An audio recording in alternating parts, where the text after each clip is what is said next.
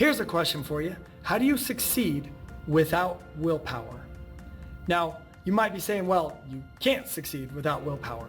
But the truth is, when they've done studies and somebody loses 30 pounds, study after study, they've put that weight back on within a year, usually more. And most people cancel their gym memberships within about 6 to 9 months. And they've usually stopped coming to the gym well before then.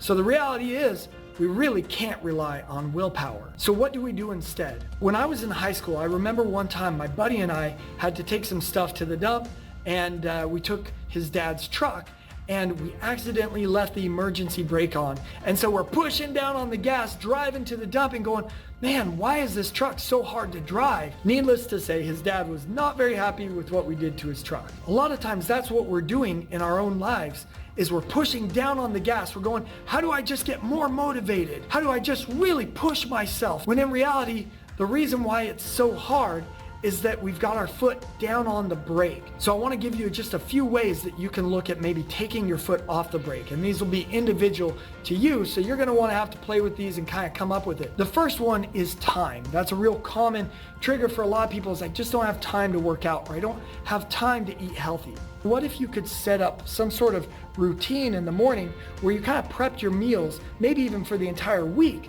Or as far as working out goes, I always recommend to get a Fitbit. And this is what I have our clients do.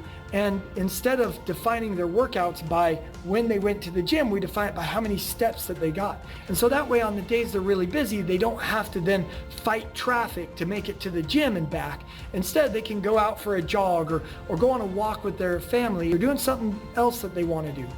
Another common trigger for people is they get tired of eating the same foods day after day that are on their diet plan, or doing the same workout at the gym every single day.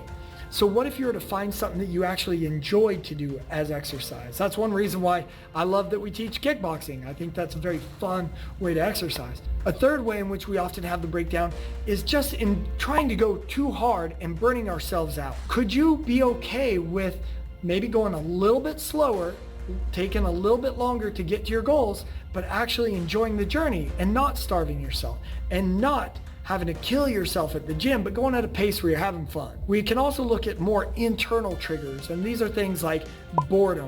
So a lot of times people eat out of boredom, or they eat out of stress. That's a big one for me. That's one I had to struggle with.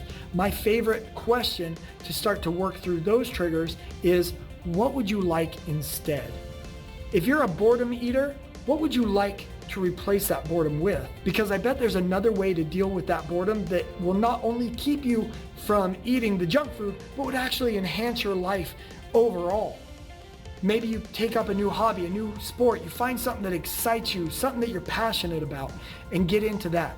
Or with stress, what would you like instead of stress? Maybe you want to feel more centered, more calm. You want to feel more open. What could you implement in your life so you're not having to just settle for the bag of chips to help cope with that stress?